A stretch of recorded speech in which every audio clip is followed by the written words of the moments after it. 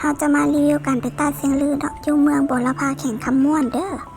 ในการไปเราจะไปกลับเนาะภายใน1 มื้อเป็นตอนเช้าตอนแรงกลับเราจะขี่รถเมล์ไปเนาะรถเมล์เจ็บปุ้ยรถเมล์น้ำเที่ยวไปกับคุณนายแม่เนาะคุณนายแม่ระหว่างทางก็จอดเข้าห้องน้ำเนาะแล้วก็ถ่ายรูปจากแอคชั่น1 แอคหลังจากไปฮอดเพิ่นจะเก็บค่าเข้าซุ้มตาเนาะผู้หนึ่ง30,000แล้วเฮาก็ได้จ้างรถขึ้นไปผู้หนึ่ง30,000เช่นกันอันนี้มันทางขึ้นไปเนาะประมาณ4 กิโลเมตรเนาะขี่หลังกระบะขึ้นไปคนย่างก็มีเนาะหลังจากไปฮอดกับถ่ายรูปกับคุณนายแม่เนาะ1 แสนอันนี้มันจุดชมวิวเนาะบนที่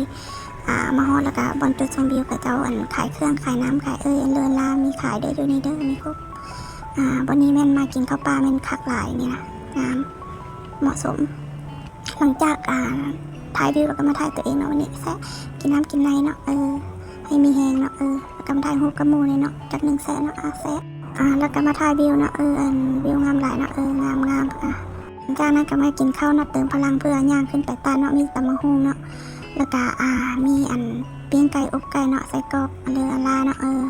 มีใส่ออกใส่อัวซุปนกซุปนอเนาะบ้าแล้วก็หลังจากกินข้าวมีแหงเราก็จะได้ย่างขึ้นไปเนาะย่างขึ้นไปตัดย่างขึ้นไปย่างขึ้นย่างขึ้นย่างลงแล้วเขาก็จะมาเห็นตาอีกตาหนึ่งเขาก็มาถ่ายรูปกันนะจาก1 แอค 2 แอคนะกำแกมแอคได้ขาได้แขนแอคชั่นแอคย่างขึ้นไปเขาก็จะเห็นตาอีกตาหนึ่งนะงามตัวนี้ตัดนี่ก็งามถ่ายรูปกัน1 แอค 2 แอค4 นิ้ว 2 นิ้ว 3 นิ้วแอคชั่นย่างขึ้นไปจะเห็นน้ำไหลผ่านทางเนาะนิดนึงแล้วก็จะเห็นอีกตัดหนึ่งเนาะตัดตัวนี้ก็งามหลายมาถ่ายให้คุณนายแม่เนาะ1 แอค 2 แอคถ่ายให้ตัวเอง1 แอค 2 แอคแอคชั่นแอคงามหลายตัดงามหลายถ่ายรูปตัดในถ่ายรูปตัวเองแล้วก็วิวนี่งามหลายมุมนี่งามหลายถ่ายเก็บไว้หลังจากนั้นก็ย่างขึ้นไปเนาะจะเห็นกองเงินหลังจากย่างขึ้นไปเนาะจะเห็นกองหินที่กระเจ้าเอาเงินใส่เนาะแล้วก็มีก้อนหินเรียงสิเนาะเห็นงามเลยถ่ายรูปแบบถ่ายรูปนิดนึงตอนนี้ก็มีเงินแน่เห็นกระเจ้าเรียงตัวเองก็เลยอยากเรียงเนาะสิเอาก้อนใหญ่ก็ยังมันลงก็เลยเอาก้อนน้อยๆมาเรียงใส่เนาะมาต่อใส่สวยงามหลังจากเรียงเราก็จะย่างขึ้นไปโตเนาะย่างขึ้นไปเห็นอีก1 ตัดค่ะมาแอคสัก1 แอค 2 แอคเนาะระหว่างทางแวะก่อนแล้วก็มาถ่ายให้คุณนายแม่เนาะแอคแอคแม่สวยจะเห็นต้นไม้ใหญ่ๆนี่ก็จะเหลือประมาณ200 กิโลเมตร200 เมตรเนาะแล้วก็ย่างขึ้นไปต่อย่างขึ้นไป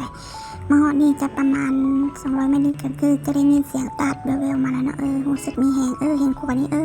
ใกล้สิฮอดแล้วนี่นะเห็นขวดแล้วรู้สึกเย็นสบายมีแหงขึ้นมาแล้วสิฮอดแล้วเด้นี่นะเราก็จะย่างไปต่อเนาะเขาแวะก่อนให้ดึงวิดีโอตัวนี้ว่างทางเนาะกับคุณนายแม่เนาะย่างขึ้นไปเมื่อยบ่แม่บ่เมื่อยสู้ๆได้แม่เด้อสิฮอดแล้วเด้ฮอดแล้วดิแม่ดิตางามหลายดิงามเห็นบ่มีแฮงเด้อหมอนี่แล้วดีเมื่อยเลยชุมเจ้าถ่ายให้คุณนายแม่ก่อน1 แอค 2 แอคงามแม่เนื้อโป๊เยี่ยมตัดงามตัดจังเลยถ่ายให้ตัวเองพร้อม1 แอคถ่ายกับหมู่พร้อมแอคชั่นตัดงามเด้อหมอนี่แล้วก็เห็นตัดนี่ก็รู้สึกว่างามเด้อสวยถ่ายคุณนายแม่จากแอค 2 แอคก่อนแม่แอคชั่นแอคถ่ายให้คุณนายแม่กับเพื่อนแอคเนี้ยมือแม่มือถ่าย3 คนพร้อมมาเนี่ยแอคเป็นหลังแม่ว่าแขนแอคเป็นหน้าบันนี้นะแม่จังสันก็บันนี้มาถ่ายให้ตัวเองเนาะถ่ายให้คุณนายแม่แล้วก็อันนี้นะแม่ตั้งกล้องเนาะตั้งกล้องใส่กระเป๋าถ่ายแอคตัวเองนะ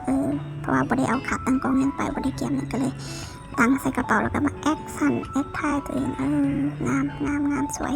ว่าแขนได้ได้